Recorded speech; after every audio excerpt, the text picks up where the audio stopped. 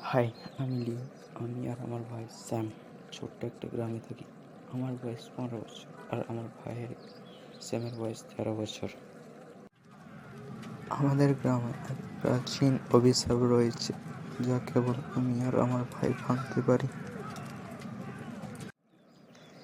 আমি এবং আমার ভাইয়ের মধ্যে পার্থক্য থাকা সত্ত্বেও আমাদেরকে একসাথে কাজ করে করার উপায় খুঁজে বের করতে হবে। হাই, আমি স্যাম। আমার কর্মরত ঘুমানো এবং অনুপ্রেরণায় অভাবে কারণে আমার ভাই লিও হতাশ হয়ে যায়। গ্রামে একটি অভিশাপ পুনরায় জাগ্রত হয়েছে, যার ফলে গ্রামের সমস্ত ফসল নষ্ট হয়ে গেছে। আমাদের বনে অদ্ভুত প্রাণী দেখা যাচ্ছে অভিশাপের কারণে। লিও বলল, তাহলে কিভাবে গুরুজি অভিশাপ থেকে মুক্তি পাওয়া যাবে?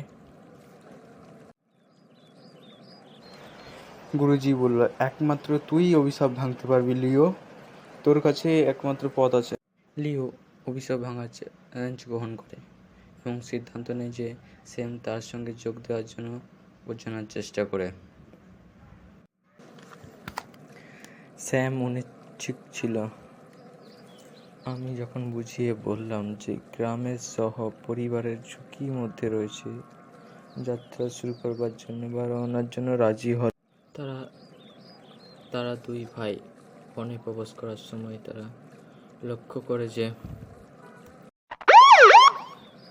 লিও দেখতে পায় যে বনের মধ্যে একটাও প্রাণী নেই।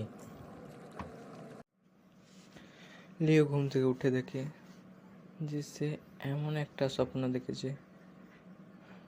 তার ভাই স্যামকে বলে যে আমাদের গ্রামে এক অভিশাপ লেগেছে। সে এই একটা স্বপ্ন দেখে হাসতে হাসতে বলল এবং স্যাম শুনে হাসল।